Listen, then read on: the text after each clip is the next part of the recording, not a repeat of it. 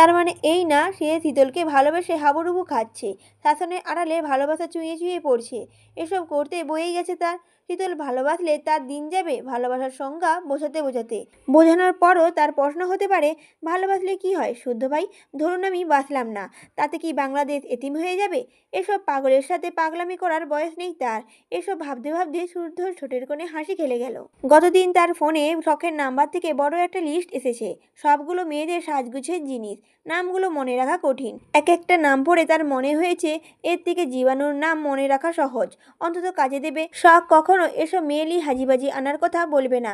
এ কাজকার বুঝতে একটুও কষ্ট হয়নি তার। এসব নানান কথা ভাবতে ভাবতে শুদ্ধ শরীর এলিয়ে চোখ জোড়া বন্ধ করে নিল। তারপর লং জার্নি পার করে যথাসময়ে দেশের মাটিতে পা রাখলো।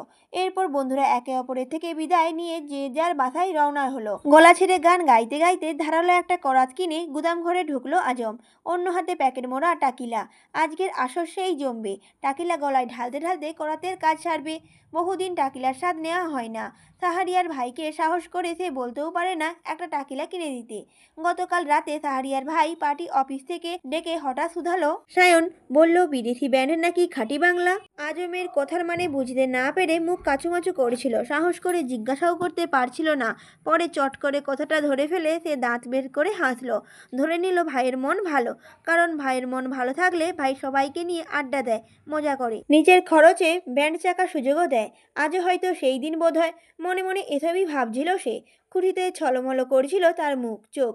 অথচ সায়ন তখন 10 আঙুলের সাহায্যে আঙুল ফুটাতে ফুটাতে বলল, ভোঁতা জং ধরা করাত আনবি। এরপর ভোঁতা করাত দিয়ে ধীরে সুস্থে এবড়ো থেবড়ো করে ওদের 4 হাত পা কাটবি। ভুলেও যেন কাটাকাটি স্মুথও না হয়। আর হ্যাঁ, 4-5 জন ওরা, 5 থেকে 4 সমান 20 হয়। মোট 20টা হাত পা চটের বস্তায় ভরে ঠিক সকাল 10টার মধ্যে আমার সামনে এনে হাজির করবি। যদি 10টা একটাও বাজে তাহলে তোকেও ওই অবস্থায় দান করব, বুঝলি? আজম বলেছিল, ওকে ভাই। সায়ন বলল, আর হ্যাঁ, চেয়ারে বেঁধে কাটবি, জ্যান্ত অবস্থায়। আজম বলল, ঠিক আছে ভাই। সায়ন বলল, সিদ্দিকের দিকে নজর রাখতে বলেছিলাম। আজম বলল, রেখেছি ভাই। এখন পাগলা কুকুরের মতো দৌড়ে বেড়াচ্ছে, ক্ষমতার লোভে বউটাকে অন্যের বিছানায় পাঠায়। সব খবর আছে ভাই, ইশারা করা মাত্রই সব ভাইরাল করে দেব। সায়ন বলল, কনকের বোনকে রেপ করেছে কে? আজম বলল, জানি না ভাই, তবে কাল কনক আপনার নামে পুলিশ কেস করেছে। তার মতে পুরনো শত্রুতার জের ধরে আপনি এ কাজ করেছেন। সায়ন বলল, আমি বুঝি না, কনক আমার মারা খেয়ে এত লাইক করে কেন? একা একা আর কতজনকে মারা দেব আমি? আমিও তো মানুষ, এনার্জি বলেও তো একটা ব্যাপার আছে। সিদ্দিক যে এত আদর যত্ন করে ওর পেছনে মারা দিল, অথচ সে এদিক ওদিক তাকিয়ে সত্যিটা না জেনে সমানে আমার নামেই জপে যাচ্ছে। শালার সত্যি সত্যি আমারে টুরু লাভ মারে। আমি খালি এসব বালছাল কিছুই বুঝি না ভাই। আজও মুখ টিপে হাসলো। সায়ন তখন এক বান্ডেল টাকা টেবিলের উপর রেখে নিতে ইশারা করলো। সে নিয়ে নিল। এরপর দল বেঁধে টাকিলা নিয়ে চলে এলো ডালের গুদাম ঘরে। এখানে আজ কাজ আছে মেলা, সব সারতে হবে। ভাই ওদেরকে খুশি করেছে, তাই তারাও ভেবেছে কাল সকাল 10টা নয়, আজ 10টায় রাতেই কাজ সেরে ফেলবে। এসব নিয়ে আলোচনা করতে করতে তারা গলায় টাকিলা ঢেলে লেগে গেল আদেশকৃত কাজে। তাদের দেখে ছটপট করতে লাগলো 5 জন যুবক। বাইরে থেকে মনে হবে কেউ গুদাম ঘরে রড কাটার কাজ করছে, নতুবা পুনরায় তা মেরামত করছে। আসলে সেই সব কিছুই না। তারা এক পাশে গিল মেশিন অন করে অন্য পাশে জ্যান্ত মানুষের হাত পা কাটছে। পরের দিন সকালে দরজায় কড়া নাড়ছে। পবিত্র মাসে রমজান মাস। পরশুদিন থেকে রোজা শুরু। রোজা উপলক্ষে বাজার সদাইয়ের লিস্ট করতে বসেছে সীতারা। ওনাকে সাহায্য করছে সিরাত ও সিমিন। 3 জন মিলে বড় লিস্ট করে ধরিয়ে দিলেন শাওয়ান চৌধুরীর হাতে। শাওয়ান চৌধুরী যেতে গেলে চট করে ওনার পথ আগলে ধরল সাম্য ও সৃজন। জেদ ধরল তারা বাবার সাথে যাবে, বাজার করে বাড়ি আনবে। তারা বড় হয়েছে, কাজ করতে পারবে। সায়ন ও শুদ্ধ ভাইয়ের মতো তারা এবার দায়িত্ব নেবে, সেই দায়িত্বও পালন করবে। শাওয়ান চৌধুরী বোঝাতে পারলেন না এ সময় বাজারে খুব ভিড় থাকে, প্রচন্ড গরম, এত গরমে শরীর খারাপ করবে। অন্য আরেকদিন বাজার করতে নিয়ে যাবেন, কিন্তু না, তারা শুনলই না। অগত্যা জেদের কাছে হার মেনে তাদের নিয়ে যেতে হলো। সারাফাত চৌধুরী বারবার গাড়িতে করে যেতে বললেন, কিন্তু সাম্য সৃজন এবার গো ধরল তারা রিস্কায় যাবে। 2 ছেলের কথা মতো শাওয়ান চৌধুরী তাদের নিয়ে রিস্কায় চললেন। পাড়ার মোড় পার হতেই দেখা গেল সায়ন দাঁড়িয়ে আছে পার্টি অফিসের সামনে। ছেলেপুলে নিয়ে কোথাও যাচ্ছে বোধহয়। কানে ফোন ধরে কথা বলায় ডাকলো না কেউ। বাপ ছেলেরা ভাইয়েরা মিলে গল্পে গল্পে এগিয়ে গেলেন বাজারের দিকে। আজ সরকারি ছুটির দিন। শখ, স্বর্ণ, শীতল কেউ দুদিন বাসায় ছিল না। শতরূপা চৌধুরীর বাসায় বেড়াতে গিয়েছিল ওরা। কিছুক্ষণ হলো বাসায় ফিরেছে ওরা। তারপর ফ্রেশ হতে গিয়েছে। দুদিন আগে শীতল হঠাৎই গো ধরল যে ফুপির বাসায় যাবে। বলা মাত্রই ব্যাগ প্যাক নিয়ে রেডি। মূলত শুদ্ধ আসার কথা শুনে সে দ্রুত পালানোর পায়তারা জুড়েছিল। পরে তাকে একা না ছেড়ে স্বর্ণ ও শখ সাথেও গিয়েছিল। দুদিন থেকে যখন শুনল শুদ্ধ ফিরতে আরও দেরি হবে, তখনই বাসায় ফিরে এসেছে। আপদ এখন বাসায় নেই, আসতে দেরি হবে একথা ভেবে শীতলের প্রাণবন্ধ রূপটা ফিরে এসেছে। এখন কদিন ইচ্ছে মতো ঘুরবে ফিরবে। কিয়ারার সাথেও কথা হয়েছে। আজ শপিং মলে যাবে দুজন। দেখে আসবে এবারে ঈদে কোন ড্রেসের চাহিদা বেশি, কোন কোন কালারটা ক্রেতারা কিনতে পছন্দ করছে। রোজা শুরু হতে না হতেই তার ড্রেস নিয়ে চিন্তিত। এই নিয়ে সিমিনের কানের কাছে কিছুক্ষণ ঘ্যান ঘ্যান করে বকা খেয়ে তারপর থেমেছে। হাতের কাজ সেরে সিতারা চৌধুরীর মনে পড়ল সকালে ওষুধটা খেতে ভুলে গেছেন। রুমের ড্রেসিং টেবিলের সামনে রাখা ওনার ওষুধের পাতা। যেতেও ইচ্ছে করছে না। ওনার সোফায় বসে দেখলেন শীতলকে সিঁড়ি দিয়ে নিচে নেমে আসতে। তাই তাকে বললেন, শীতল, আমার রুম থেকে ওষুধের পাতাটা এনে দে তো মা। শীতল বলল, কোন ওষুধের পাতা বড় মা? সীতারা বললেন, সাদা পাতা। শীতল বলল, কোথায় আছে? সীতারা বলল, ড্রেসিং টেবিলের উপর আছে। শীতল বলল, আচ্ছা। এ কথা বলে সে চলে গেল বড় মায়ের ঘরে। সামনে রাখা ওষুধের পাতা সেটা সে নিয়ে বের হতেই তার চোখে পড়ল অ্যালবামের দিকে। এটা সে চেনে, দেখেছেও বহুবার। তবুও বড়সড় অ্যালবামটা হাতে নিয়ে বেরিয়ে এলো রুম থেকে। এখানে বড় মা বড় আব্বুর বিয়ের সব ছবি আছে। তাদের সাথে সব ভাই বোনেদেরও ছোটবেলার স্মৃতি, দাদা দাদির ছবিও আছে। সে বড় মাকে ওষুধটা দিয়ে সোফায় বসলো। হাঁটু মুড়ে ছবিটা দেখতে বসলো। আগেও দেখেছে বহুবার, দেখতেও ভালো লাগে, হাসাহাসিও হয়। ততক্ষণে সীতারা সরে এসে বসেছে তার পাশে। উনিও দৃষ্টি দিয়েছে একই দিকে। একটা ছবি মনে করিয়ে দিচ্ছে এক একটা মুহূর্তের কথা। গল্পে গল্পে শীতলকে যেসব গল্প শোনাচ্ছেন, তেমন শীতলও মন দিয়ে তা শুনছে। কখনো খিলখিল করে উচ্চস্বরে হেসে উঠছে, তার সাথে তাল মিলিয়েছে সীতারাও। তখন কলিং বেল বেজে উঠল। সিমিন একই দিকে আসছিলেন দেখে উনি দরজা খুলে দিলেন। দরজা খুলে কারোর সাথে কথা বলতে মানে পরিচিত কেউ হবে ভেবে সীতারা কিংবা শীতল কেউ পাত্তা দিল না। নিজেরা নিজেদের গল্পে মেতে থাকলো। তখন শীতল একটা ছবির দিকে তাকিয়ে বলল, বড় মা? সীতারা বললেন, হুম। শীতল বলল, কলেজে থাকাকালীন শুদ্ধভাই হাবাগোবা টাইপের ছিল, তাই না? সীতারা বললেন, মোটেও না। আমার ছেলের চোখ, নাক, মুখ, ঠোঁটের আর্ট দেখেছিস? শীতল বলল, দেখেছি, পুরোই দেশি হাম্বা টাইপের। সীতারা বলল, কি? আমার ছেলের চোখ মুখ হাম্বা টাইপের? শীতল বলল, হুম। কেন, তুমি জানতে না? এই দেখো, শুদ্ধ ভাইয়ের এই ছবিতে গরু গরু চোখগুলো ভালো করে দেখো। মোটা চওড়া করে কাজল দিয়ে দিলে পুরোই দেশি গরু। তখন পাশে কাউকে বসতে দেখে দুজনেই তাকালেন। দেখে ক্লান্ত শরীরে শুদ্ধ এসে বসেছে। শীতল চোখ সরিয়ে ছবির দিকে তাকিয়ে আর চোখে আরেকবার তাকালো সদ্যের দিকে। শুনে নিল নাকি? মার না খেলে হয়, তবে হাবাগোবাটা আর হাবাগোবা নেই, সুদর্শন পুরুষে পরিণত হয়েছে। মুখে যত যাই বলুক, বিশুদ্ধ পুরুষে পুরুষালী চোখগুলো অদ্ভুত সুন্দর। চোখ মুখে আর সত্যিই মুগ্ধ করার। প্রশস্ত বুক, মাথা ভর্তি চুলে নিউ হেয়ার কাট। লম্বা কত হতে পারে সঠিকটা জানা নেই, তবে অনেকটাই লম্বা। তাকে চোখ তুলে উপরে তাকিয়ে কথা বলতে হয়, যদিও চৌধুরীরা সবাই উচ্চতায় এমন। সে আর তাকালো না, আর না আগ বাড়িয়ে কোনো কথা বলল।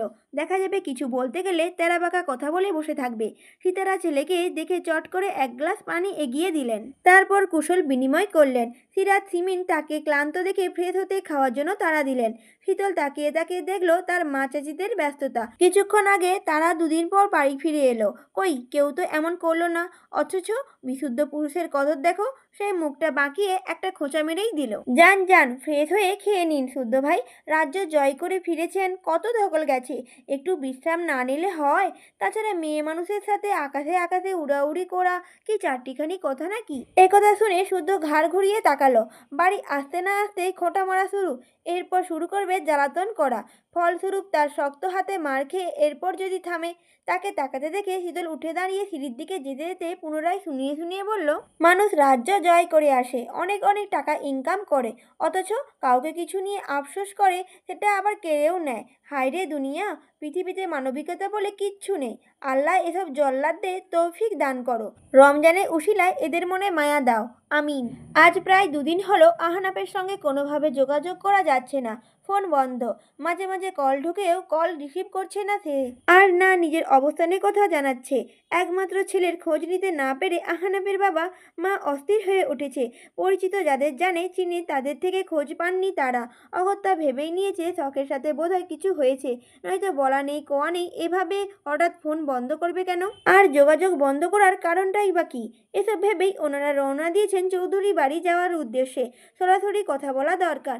ছোট ছোট সমস্যাগুলোই একটা সময় বিরাট আকার ধারণ করে। মোট কথা মাত্রই কদিন হলো ওদের এঙ্গেজমেন্ট হয়েছে। এর মধ্যে কি এমন হলো যে যোগাযোগ বলা বন্ধ করে দিল? কই, আহনাফ তো এতদিন এমন কিছু করেনি। হ্যাঁ, বহুবার রাগ করেছে, কিন্তু এভাবে একেবারে লাপাত্তা হয়ে যায়নি। অর্থাৎ বুঝতে হবে ঘটনাটা অন্য কিছু। তবে অন্য কিছুটা কি গিয়েই না হয় জানা যাবে। এদিকে এত কিছু ঘটে যাচ্ছে অথচ সব কিছুই জানে না। জানবেই বা কিভাবে? রুমে ফোন রেখে ভাই বোনেদের সঙ্গে বাগানে এসেছে সে। শ্বশুর শাশুড়ি ননদ একের পর এক কল করেই যাচ্ছে, গুণাক্ষরও টের পায়নি সে। ফোন সাইলেন্ট থাকায় আশেপাশে কারোর কানে পৌঁছায়নি ফোনের টোন। দুপুরে খেয়ে বই পড়তে পড়তেই ঘুমিয়েছিল একটু। বিকেলে ফ্রেশ হয়ে একটা বই হাতে নিয়েই সাম্য সৃজনকে নিয়ে বাগানে এসেছে। শীতল নাকি ডাকছে। এসে দেখে শীতল গাছে উঠে বসে আছে। স্বর্ণ ঘাসের ওপর বসে আছে। দেখে মনে হচ্ছে তাকে জোর করে ঘুম থেকে টেনে তোলা হয়েছে। সব স্বর্ণের দিকে একবার তাকিয়ে উপরে তাকালো। শীতল মগডালে বসে পা দুলাতে দুলাতে পেয়ারা খাচ্ছিল। ওড়না কোমরে পেঁচিয়ে রাখা। শখ তাকে দেখে নিজেও ঘাসের ওপর বসলো। শীতল তখন 4টা পেয়ারা ছুঁড়ে দিল ভাই বোনের দিকে। সাম্য সৃজন শখ স্বর্ণ কামড় বসালো ভাসা ভাসা পেয়ারায়। লাল পেয়ারা, খেতে খুবই মজা। পেয়ারার কামড় বসিয়ে কিছু একটা ভেবে শীতল শখকে ডাকলো। শখ আপু। শখ বলল, হুম।